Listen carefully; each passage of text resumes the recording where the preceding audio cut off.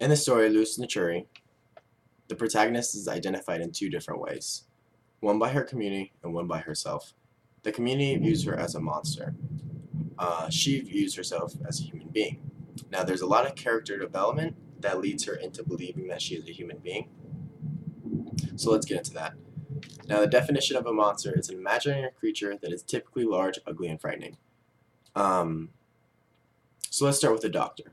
In the beginning of the story, the narrator visits the doctor, and the doctor says that she has a disease that's causing her to change in appearance and look differently.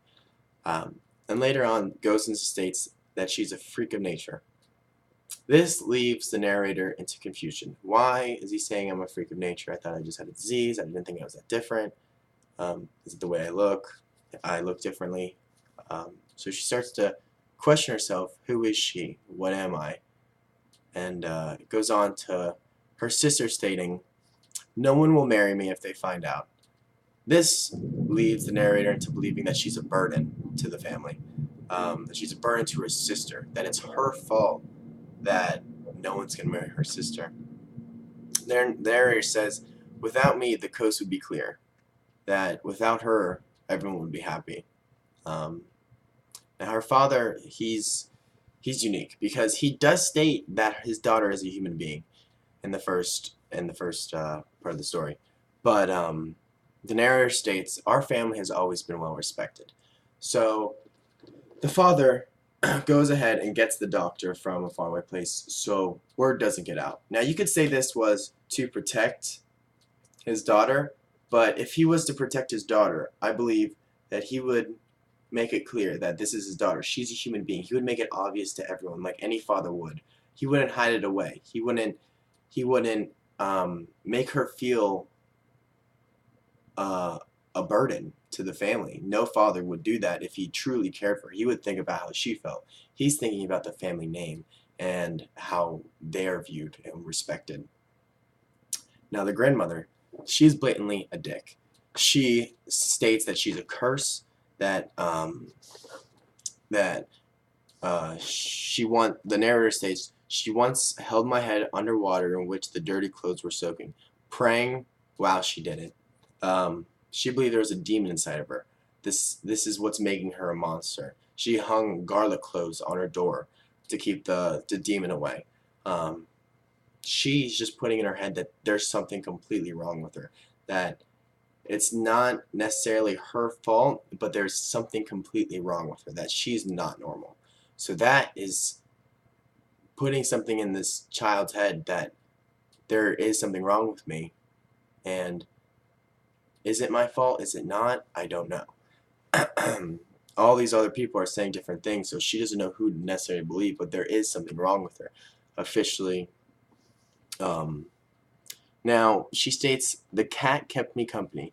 He was the only living creature who would be close to me. Now, this is the first step into kind of character development. She's confused. She's kind of like, why is he the only one treating me normal?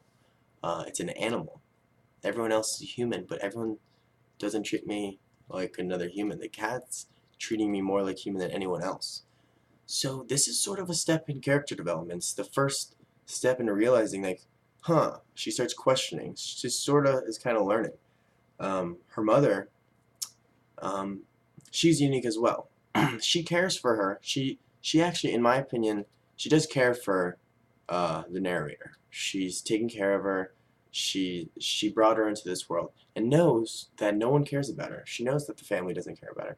So, and I believe she does care about her. But I do believe she's used her as a monster. I believe she knows that she won't make it, and she actually states, "Who will take care of you when I'm gone?" Um, Now the townspeople, they viewed her as sick at first. The townspeople go through a little bit of character development too, but didn't want anything to do with it. So they weren't in the story until the end, but we'll get onto that later into the video. So the narrator actually went off on her own because she told the mother to sell the house. And she states, I began to explore the limits of my power. I found I had a great deal with more of it when unseen.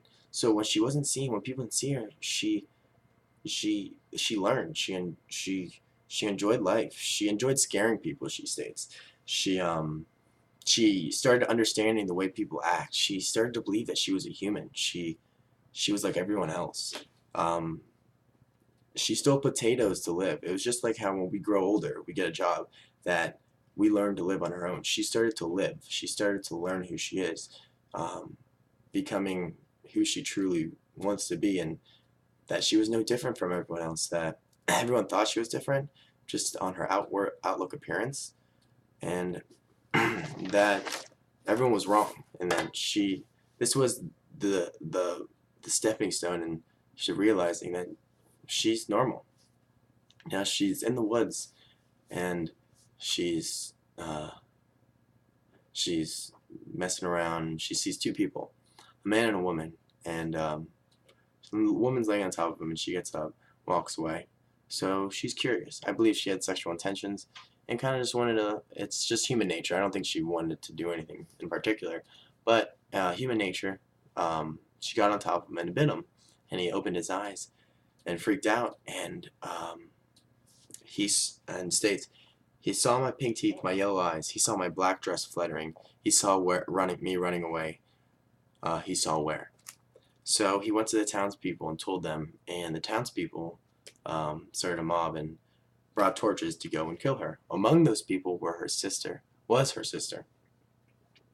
Now, this goes on to proving my point that if her sister really cared about her, she wouldn't do that, and that she always viewed her as a monster, just a burden. And her new family is who she's with now. Um, she states before death, perhaps in heaven I'll look like an angel, or perhaps the angels will look like me, hoping that people understand that it's not how you look, it's on what's on the inside, and that I'm just like everyone else.